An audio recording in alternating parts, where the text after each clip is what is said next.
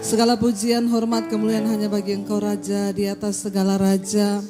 Terima kasih Tuhan, kesehatan, kekuatan, kesempatan untuk beribadah Tuhan masih berikan buat kami.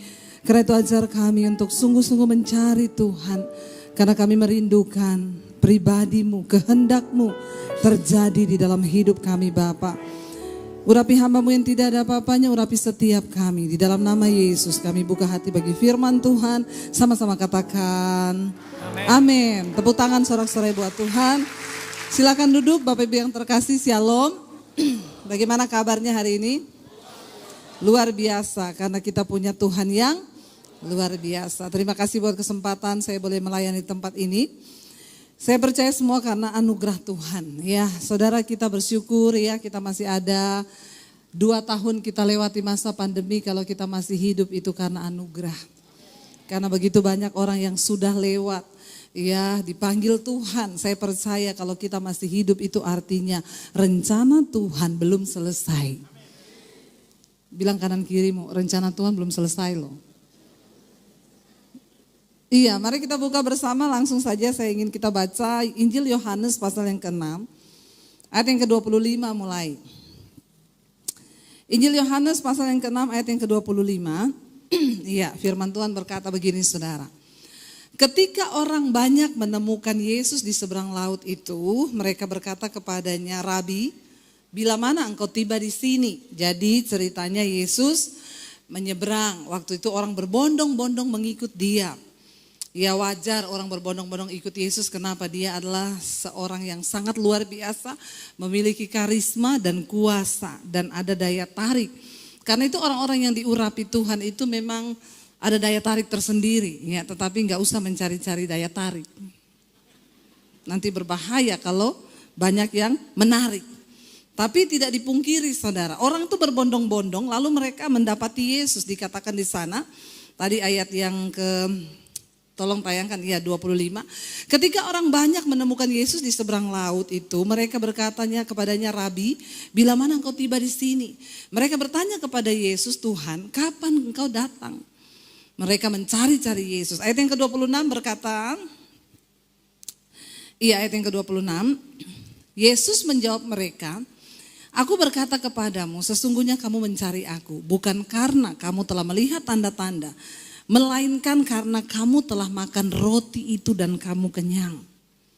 Lalu ayat yang ke-27 berkata di sana, bekerjalah bukan untuk makanan yang akan dapat binasa, melainkan untuk makanan yang bertahan sampai kepada hidup yang kekal, yang akan diberikan anak manusia kepadamu, sebab dialah yang disahkan oleh Allah Bapa dengan materainya. Katakan amin.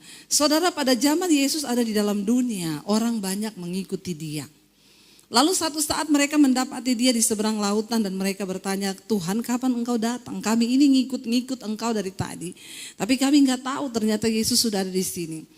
Yesus berkata kepada mereka, aku tahu kamu mengikut aku bukan karena kamu melihat tanda, mujizat, ya yang sudah dikerjakan oleh Yesus. Tetapi kamu mengikut aku, ayat tadi berkata karena apa? Karena kamu telah makan roti itu dan kamu kenyang. Ada begitu banyak orang berbondong-bondong mengikut Yesus. Orang Kristen tuh banyak. Tetapi motivasi dan niat mereka untuk mengikut Tuhan itu yang berbeda-beda. Yesus berkata kepada orang banyak itu, kamu ikut aku karena kamu sudah makan roti, lalu kamu kenyang. Jadi kamu ikut lagi sekarang berharap dapat apa lagi? Roti lalu kenyang lagi. Saudara, niat dan motivasi kita mengikut Tuhan itu penting. Dan Tuhan tahu pribadi lepas pribadi. Kalau saudara datang ke gereja cuma untuk mencari berkat, kenapa engkau ke gereja? Supaya usahaku diberkati, tokoku diberkati, anakku diberkati. Ya maka ya itu nggak ada bedanya sama orang ke Gunung Kawi. Kenapa orang ke Gunung Kawi? Supaya tokonya diberkati, rumah tangganya diberkati, semuanya diberkati. Yesus berkata kepada mereka, ya bekerjalah untuk buah yang tidak akan binasa, tetapi untuk buah yang sampai kepada kekekalan. Kalau kita mengikut Tuhan hanya demi uang, hanya demi harta, hanya demi sesuatu yang kita cari yang sementara di dunia ini, itu artinya kita mencari Tuhan, kita bekerja hanya untuk sesuatu yang binasa. Tuhan sanggup nggak kasih kita uang? Sanggup. Saudara nggak ikut Tuhan juga, saudara bisa kok dapat uang. Saudara ikut setan, bisa nggak setan beri kekayaan? Bisa. Orang ke Gunung Kawi bisa kaya? Ada yang sudah pengalaman? Kayaknya bisanya mantep ya. Berarti pengalaman ini. Ya, orang menyembah ke Nyi Roro Kidul juga yang ditawarkan apa? Keberhasilan, kekayaan, kesuksesan.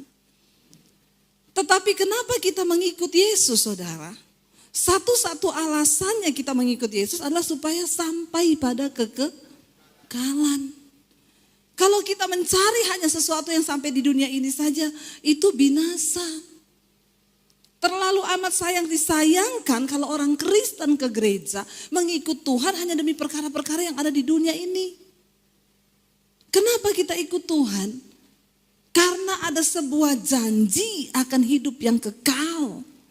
Dan itu jauh lebih penting, jauh lebih berharga daripada harta kekayaan di dunia ini.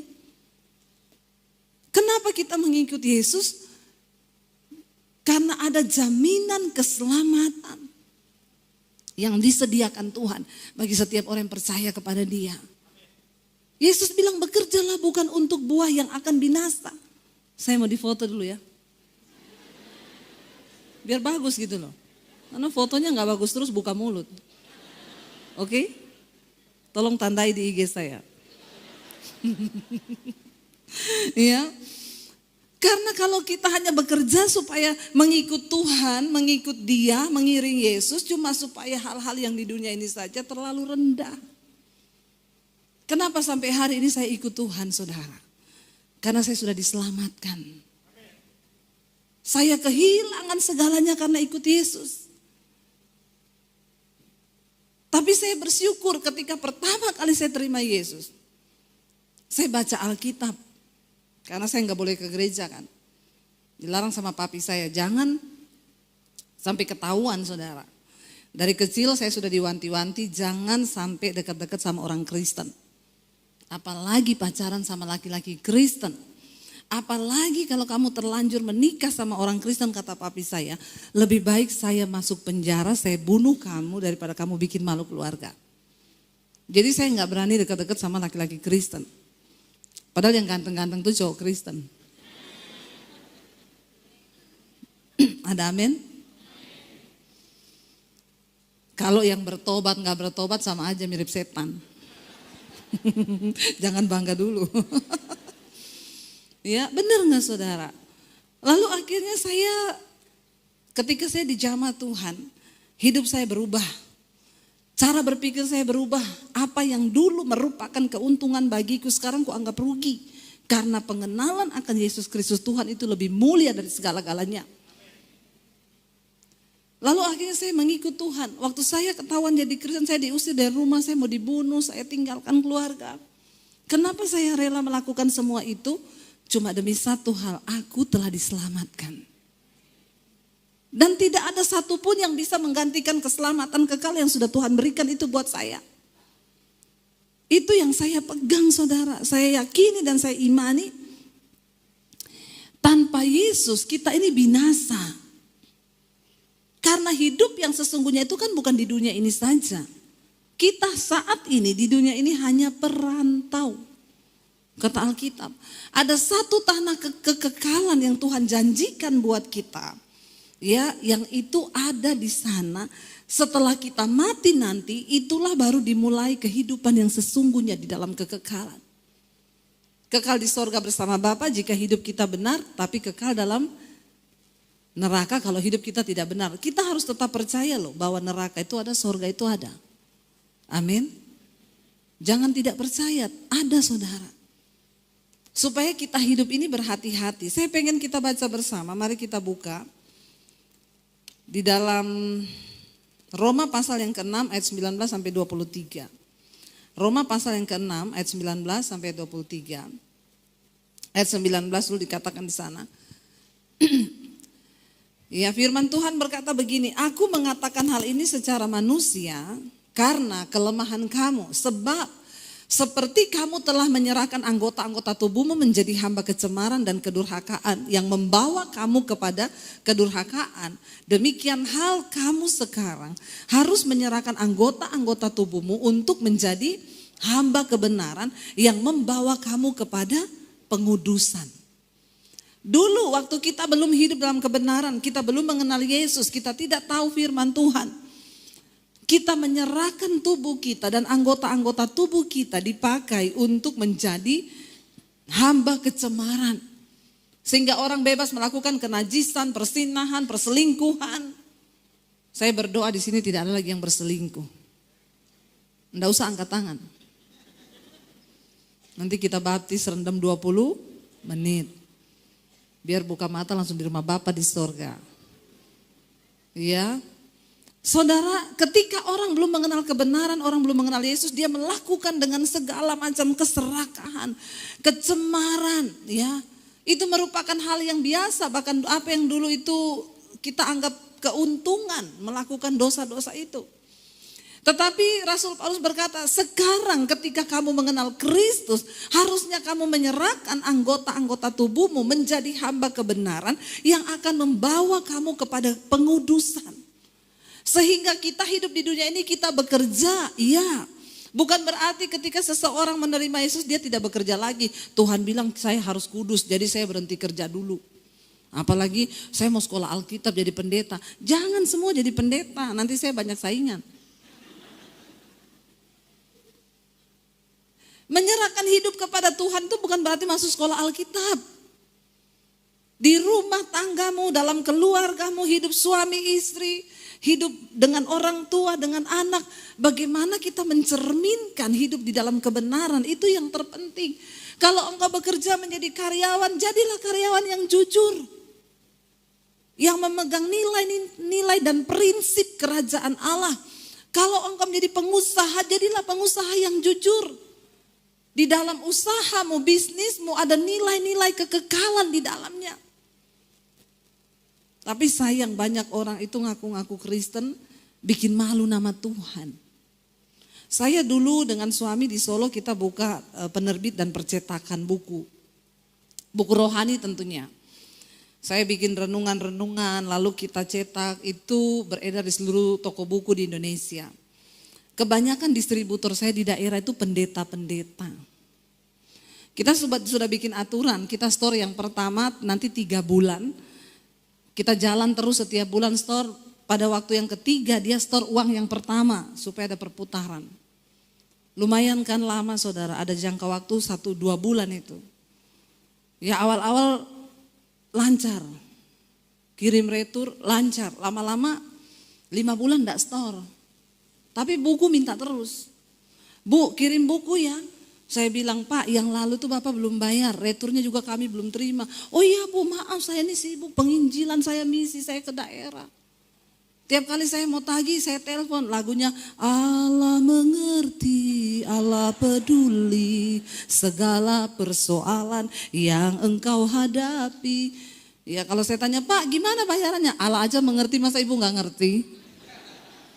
Itu orang Kristen itu. Sayang saudara, kita ini ditebus dari cara hidup kita yang sia-sia. Harusnya orang Kristen itu lebih bernilai. Sehingga orang dunia bisa melihat bagaimana hidup kita bercahaya. Kenapa? Karena kita bekerja di dunia ini bukan lagi hanya untuk benih yang akan binasa, tapi untuk benih yang sampai pada kekekalan. Amin saudara. Di tempat kerja engkau menjadi orang luar biasa. Ya saya punya satu distributor saudara waktu itu. Di Bali, dia numpuk berapa bulan gak bayar. Tapi buku minta terus. Satu kali ada orang distributor saya lepas, dia bilang, Ibu anak Tuhan juga, saya mau ke Bali ya Bu. Siapa tahu saya datang ke toko, dia bisa bayar. Saya coba tagihkan, saya bilang coba aja, kalau saya sih sudahlah saya relakan saja daripada kehilangan damai sejahtera. Ya, lalu orang saya datang ke toko, nggak lama dia telepon saya, Bu, Ibu suruh tentara juga ke sini. Kalau saya bilang belum bisa bayar, saya enggak bayar. Padahal bukunya habis. uangnya dipakai. Kayak begini bagaimana bisa engkau memperoleh kekekalan? Ya, utang ditagih dia bilang, Yesus yang bayar. Utang dosa Yesus bayar, utang duit bayar sendiri. Ya, ada lagi orang utang dipinjemin saudara waktu ditanya, ya belum bayar. Kamu kan udah kaya, masa uang segitu aja ditagih? Ini loh ya, bertobat saudara. Bagaimana kita bisa bekerja untuk buah yang sampai pada kekekalan? Kalau cara hidup kita ini tidak ada nilai-nilai kekekalan di dalamnya. Dulu teman saya pernah bilang, Bu kalau cari pegawai nanti cari, ini kan pendeta ya, nanti kasih orang gereja saya aja ya Bu. Dia WL di gereja Bu, luar biasa. Oh iya, sekalian untuk memberkati lah.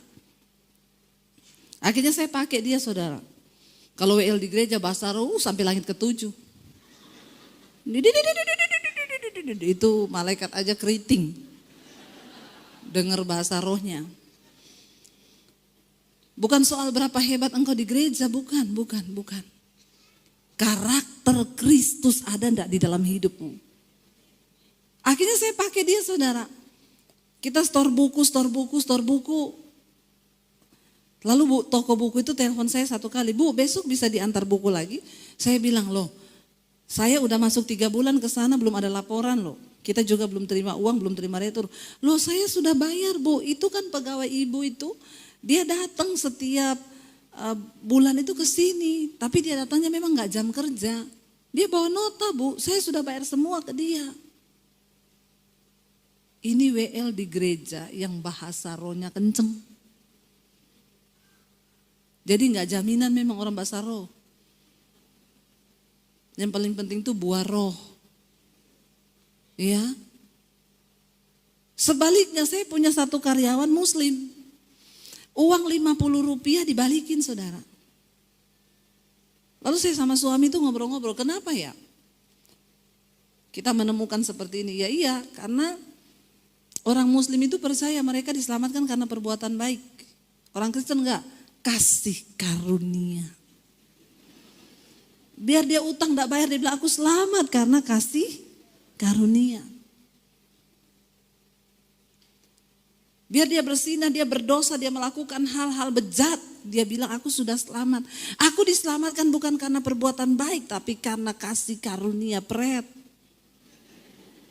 Jangan sembarangan dengan Tuhan. Memang pertama kali kita diselamatkan itu bukan karena perbuatan baik kita. Ketika saya diselamatkan Tuhan, saya berdosa. Saya orang yang paling kotor di dunia mungkin. Tapi Tuhan angkat hidup saya, dia gak lihat waktu itu bagaimana hidup saya. Oke, awal pertama kali saya bertobat.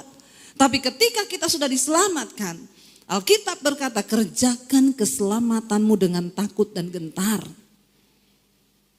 Kalau engkau cuma punya level iman percaya, firman Tuhan berkata, maaf, setan juga percaya kepada nama Allah dan mereka gemetar. Jadi kalau level imanmu cuma sampai dipercaya, maka kita sama setan satu.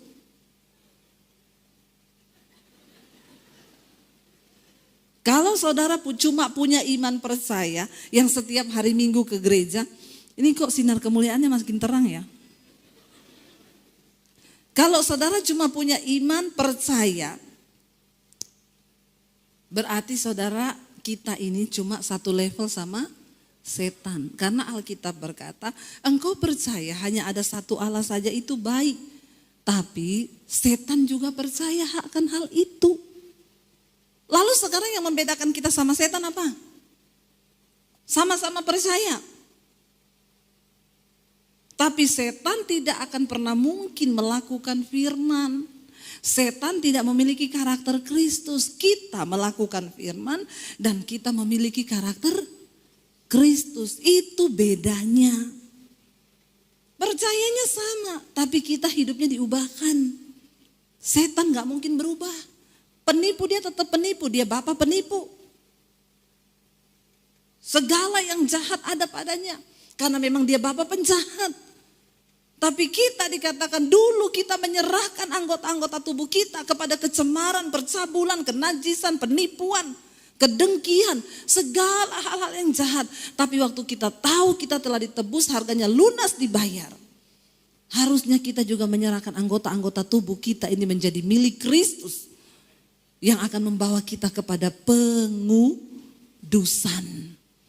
Ini yang dimaksud oleh Tuhan. Makanya Yesus berkata, carilah dahulu kerajaan Allah dan kebenarannya, maka semua itu akan ditambahkan. Enggak usah sibuk cari uang, cari harta, cari kekayaan. Jangan hanya mencari Yesus. Yesus bilang, kamu datang sama aku cuma karena kamu sudah makan roti dan kamu kenyang. Karena itu kamu balik lagi berharap makan lagi lalu kenyang lagi. Tapi bekerjalah untuk sesuatu buah yang sampai pada kekekalan, bukan kebinasaan. Lalu ayat yang berikutnya tadi berkata, masih di Roma pasal yang ke-6 ayat yang ke-19 ayat 20 sekarang. Sebab waktu kamu hamba dosa, kamu bebas dari kebenaran. Rasul Paulus berkata begini, dulu aku membunuh, aku mencuri, aku berzina, aku bersumpah palsu. Tapi aku melakukan semuanya itu tanpa pengetahuan, di luar iman.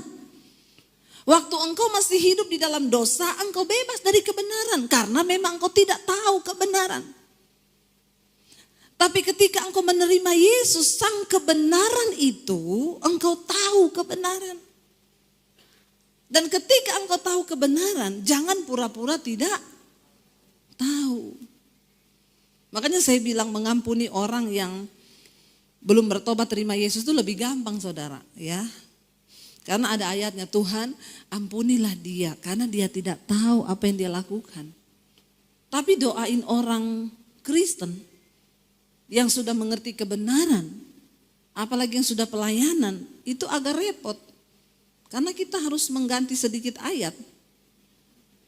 Ampuni dia Tuhan karena dia pura-pura tidak tahu.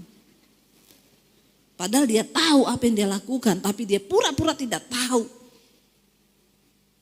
Saudara, jangan pura-pura tidak tahu. Engkau ditebus dan harganya lunas dibayar. Karena itu muliakan Tuhan dengan hidup kita. Biar hidup kita menjadi berkat di mana? Di dalam rumah tangga, keluarga engkau sebagai suami. Jadilah suami yang takut akan Tuhan. Supaya istri dan anak-anakmu berbahagia. Sebagai istri jadilah istri yang menjadi penolong bagi suami. Ya, menjadi ibu yang baik di tengah rumah tangga. Mari kita berdoa dari hidup kita sendiri dulu menjadi berkat. Jangan bermain-main dengan dosa. Dosa persinahan, perselingkuhan itu menempati urutan tertinggi sekarang. Enggak di kalangan orang yang tidak bertobat, yang tidak mengenal Yesus, di kalangan orang gereja pun. Ya, ini terjadi, saudara. Kenapa? Engkau sudah tahu itu dosa, jangan main-main dengan dosa. Ya, kalau ketemu mantan, enggak usah tuker-tukeran nomor HP. Amin, Bapak-bapak. Saya pernah ketemu oma-oma di satu persekutuan. Bu Debi, saya ini umur 60 lebih. Saya mau konseling sama ibu. Ya udah, yuk sekarang aja mumpung saya ada waktu. Enggak, saya minta nomor telepon ibu aja. Kenapa? Ini kan kita mumpung ketemu, saya ada waktu. Enggak, saya enggak sampai hati. Ada orang konseling enggak sampai hati, saudara. Jadi saya bilang, ya sudah, ini nomor HP saya. Di jalan dia telepon, Bu, saya oma yang tadi. Iya, mau konseling apa oma? Saya tuh jatuh, Bu. Saya bilang, makanya kalau jalan hati-hati. Apalagi ke kamar mandi, banyak tempat yang licin. Kan pikir saya oma-oma pasti jatuhnya kepleset toh. Enggak ada pikiran yang macam-macam, saya orang udah oma. Bukan itu, Bu, jatuhnya. Lah apa jatuhnya, oma? Saya selingkuh. Astagfirullah. Jadi hati-hati bapak-bapak, ibu-ibu, ternyata itu bukan hanya menimpa anak-anak muda saja. Jadi ini kenakalan bukan pada anak remaja, tapi kenakalan pada lansia. Jadi saya tanya, bagaimana ceritanya oma bisa selingkuh? Jadi begini, Bu, ceritanya saya itu kerjaannya jaga cucu di rumah anak. Terus satu kali cucu saya tanya, oma bisa Facebookan enggak? Terus saya bilang, enggak bisa Oma ini gaptek, itu HP-nya Oma canggih loh. Sini saya downloadkan aplikasinya, nanti saya ajarin Oma. Jadi ini penyesatan pada oma-oma. Ini cucu yang membawa penyesatan. Karena itu Bang Napi berpesan, waspadalah, waspadalah. Karena kejahatan bisa terjadi bukan hanya karena ada niat pelakunya, tapi karena ada Lalu dibikininlah Oma Facebook. Terus cucunya bilang, jadi caranya gini Oma cari teman. Oma punya kenalan lama siapa? Teman SMP atau SMA gitu. Nah orang normal ditanyain kenalan lama, yang diingat siapa? Normal juga nih Oma di sini ya. Ingat mantan semua lah. Ya, dia bilang, iya ada nih, Oma punya teman waktu SMA, ternyata dia sebut nama mantannya. Dicari sama cucunya bilang, oh iya ada Oma, ini mukanya Oma masih ingat, iya itu. Oma tidak lupa mukanya saudara.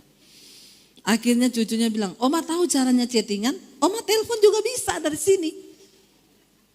Akhirnya Oma mulai masuk, wih CLBK saudara.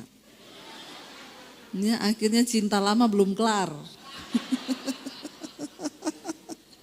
Iya, Bapak semangat sekali ketawanya Pak. Biasa aja Pak. Jangan-jangan pengalaman pribadi. Tolong dicek HP-nya Bu. Ya, akhirnya cucunya ajarin gini loh Oma caranya. Mulailah mereka berhubungan. Katanya omanya, makanya saya Bu pulang malam-malam ke rumah karena memang saya chattingan. Saya bilang sudah Oma kan baru di Facebook, Oma hapus saja. Oma kalau tidak kuat iman tidak usah Facebookan. Tapi Bu, bukan cuma di Facebook, kami sudah sering ketemu dan melakukan. Ada oma-oma yang keselak ketawa, Oma jangan keselak Oma. Hati-hati sesek nanti. Terus saya tanya, emang Oma itu tinggal di mana mantan Oma? Di Kalimantan, Oma di Jakarta. Terus kalau ketemu, ya dia datang ke Jakarta.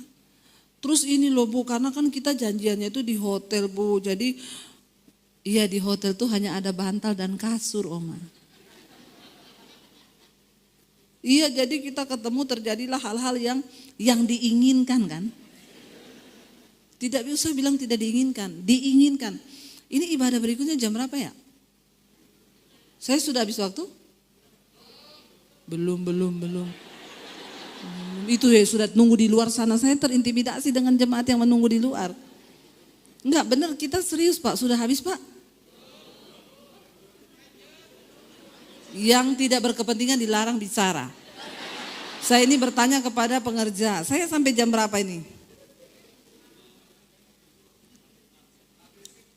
Sampai kan ibadahnya jam 5 kan? Masa kita jam 5 selesai? Terus mereka keluarnya bagaimana? 10 menit lagi ya. Itu saya sudah dilihat tuh, di luar sana sudah orang pada nunggu saudara. Jadi saya bilang makanya Oma kalau tidak kuat iman jangan. Bayangkan loh 60 tahun. Saya bilang Oma ikhtifar, Oma usianya seoma begitu harusnya sudah mempersiapkan diri. Sebentar lagi di absen loh. Loh iya gak saudara? Loh harusnya sudah mulai mikir sepatu apa yang mau dipakai di peti.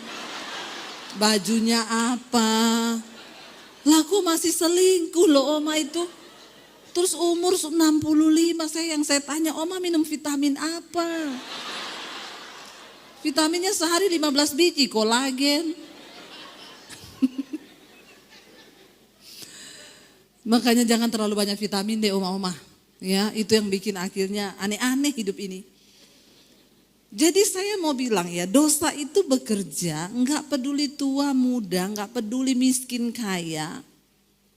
Namanya dosa tetap dosa. Makanya Alkitab berkata kita harus menyerahkan anggota-anggota tubuh. Apa itu anggota tubuh? Mata, telinga, hidung, tangan, kaki serahkan kepada Tuhan untuk dipakai sebagai senjata kebenaran yang membawa kita kepada pengudusan. Kenapa? Sekarang dosa itu cuma di ujung jari loh. Saudara buka HP ya, dikirimin situs. Dikirimin film porno. Saudara buka enggak? Enggak usah buru-buru menjawab. Pencitraan lagi. Di dalam hati saja tanya sendiri sama diri.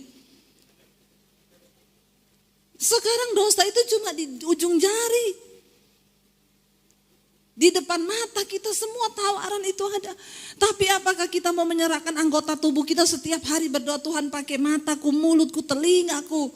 Untuk mendengar hal-hal yang baik, untuk mengucapkan hal-hal, untuk melihat hal-hal yang baik. Jangan ada kenajisan. Kalau tiap hari saudara lihat film porno, kenapa banyak orang jatuh dalam persinahan? Lah tiap hari yang dia lihat film porno. Saudara lihat sapi di jalan, saudara bilang itu sapi tidak pakai celana. Dari dulu sapi tidak pakai celana. Tapi karena otak sudah kotor, yang begitu pun dilihat jadi sesuatu yang aneh, makanya bertobat. Amin saudara.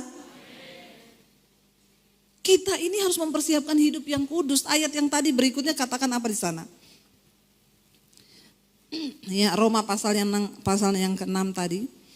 Sekarang kita lihat ayat yang ke-21. Dan buah apakah yang kamu petik daripadanya? Ya, dikatakan sana, kamu merasa malu sekarang karena kesudahan semuanya itu ialah kematian. Waktu kita sudah bertobat, kita malu dengan kelakuan kita yang dulu. Dulu kok aku begitu ya? Dulu kok bodoh banget saya ya? Kenapa dulu hal-hal yang, makanya Rasul Paulus bilang, apa yang dulu merupakan keuntungan bagiku, sekarang ku anggap rugi karena pengenalan akan Yesus Kristus itu lebih berguna dari segala-galanya. Amin saudara. Buah apa yang kita petik? Setelah kita bertobat terima Yesus, buah apa yang kita dapat? Apakah kita berbuah kepada kepengudusan? Apakah hidup kita semakin diperbaiki? Kalau engkau semakin rusak tetapi engkau ada di dalam gereja tiap hari, maka engkau harus bertanya, jangan-jangan imannya satu level sama?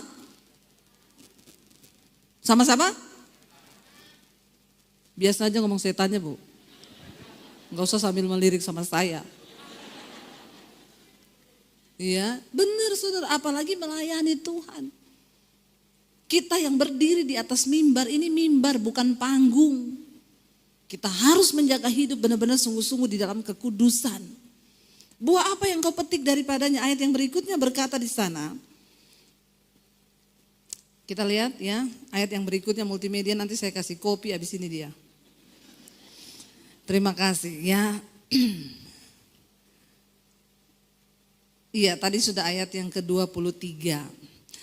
Ya, sebab upah dosa ialah maut, tetapi karunia Allah ialah hidup yang kekal dalam Kristus Yesus Tuhan kita. Ingat, upah dosa ialah maut, tetapi karunia Allah ialah hidup yang kekal dalam Kristus Yesus Tuhan kita. Ingat Yesus bilang tadi apa? Bekerjalah, bukan buah yang akan binasa, bukan untuk buah yang akan binasa, tapi untuk buah yang sampai pada kekekalan. Tuhan mau kita memperoleh hidup yang kekal. Jangan sia-siakan waktu-waktu hidup kita hanya untuk melakukan hal-hal yang tidak penting, apalagi dosa saudara. Suami istri kita harus bangun rumah tangga kita kuat. Jangan buka celah. Bapak-bapak dilarang HP dikasih password. Ada di sini enggak yang suaminya HP dikasih password, istri enggak tahu? Langsung bawa ke belakang sana. Kita buka kolam baptisan ini. Benar-benar rendam 15 menit. Ya, kalau ada suami yang HP-nya dikasih password, istrinya enggak tahu, itu sudah saya yakin 90% selingkuh. Wih, ibu-ibu betul. Berarti suaminya ibu kayaknya ini. Ya, iya, ngapain coba? Kalau nggak ada apa-apa ngapain dipasang password terus istri nggak tahu? Sebab kebenaran hanya berbuahkan kebenaran dan kebaikan. Tetapi upah dosa itu maut dan setan itu suka sembunyi-sembunyi. Jadi kalau ada suami-suami yang suka sembunyi-sembunyi itu temannya. HP dikasih password, ke kamar mandi bawa HP. Ini ciri-ciri nomor 2. Jadi ibu-ibu yang suamimu kayak begini nih ya perlu perhatikan. Ke kamar mandi bawa HP, kemana bawa HP, tidur HP di bawah bantal.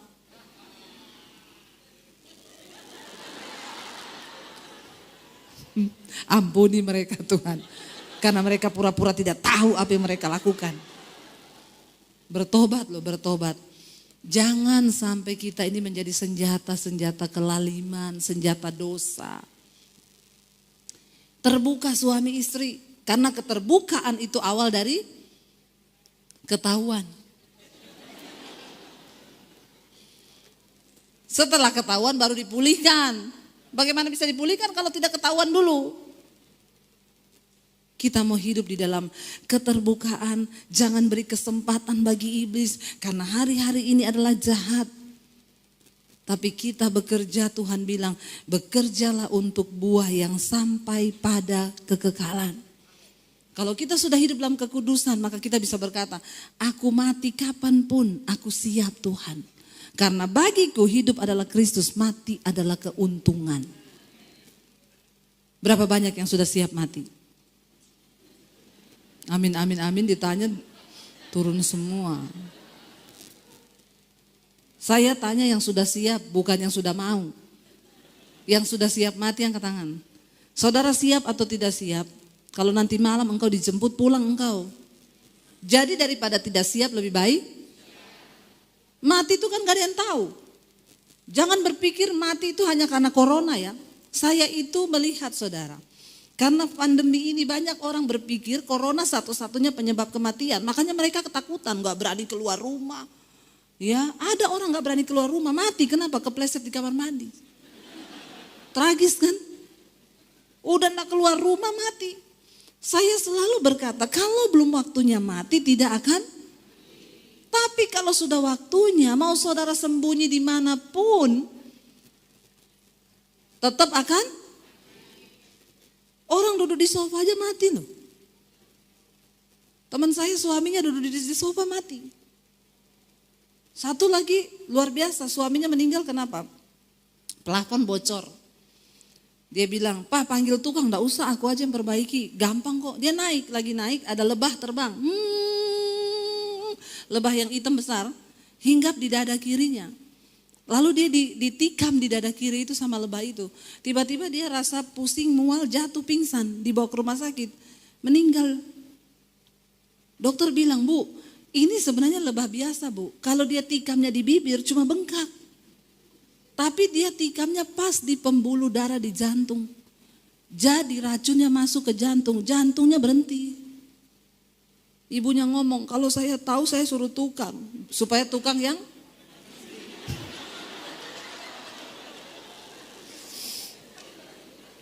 tapi enggak bisa, kalau disuruh tukang maka ceritanya berubah. Suami saya lagi tidur, ada lebah masuk kamar. Tetap. Jadi bukan soal tukang atau bukan. Memang lebah ini mencari suami. Makanya suami-suami juga jangan sombong kau. Udah tua selingkuh kanan kiri tebar pesona. Kalau lebah datang, lu mau apa? Saya itu gregetan kalau lihat bapak-bapak sok setelah kaya, waktu miskin istri yang temani, waktu kaya terus sama pelakor. Pelakor itu cuma suka duitmu. Emang dia mau urus kau kalau sudah diabetes, serangan jantung, sakit-sakitan. Perlu diingetin memang bapak-bapak ini. Ya, jangan sombong merasa engkau punya segala-galanya terus istri disia-siakan. Makanya istri-istri kalau yang begitu doa saja Tuhan kirim lebah. Ya, bertobat. Tapi saya yakin bapak-bapak di sini tidak ada yang begitu. Di mana Pak?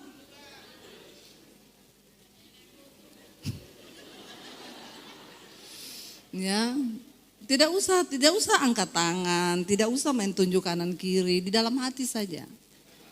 Karena Tuhan yang tahu hidupmu. Istrimu tidak tahu tapi Tuhan tahu. Dan lebah juga tahu. Camkan itu baik-baik. Jadi enggak usah tunggu kena corona mati, enggak. Daripada engkau tidak siap, lebih baik siap. Bagaimana menyiapkan diri? Tinggalkan dosa, kejar kekudusan. Buang semua yang tidak berkenan, cari Tuhan. Saya undang para imam musik maju ke depan. Saudara, ya mari kita bekerja untuk buah yang sampai pada kekekalan, bukan yang hanya sampai kepada kebinasaan, karena Tuhan menjanjikan kita semua memperoleh hidup yang kekal. Mari kita bangkit berdiri bersama.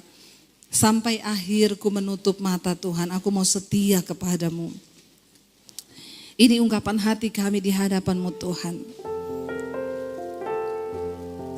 Terima kasih Yesus. Katakan saudara, sampai akhir kami menutup mata kami Tuhan. Haleluya. Sampai akhir ku menutup mata, ku tetap setia menanti janji-Mu.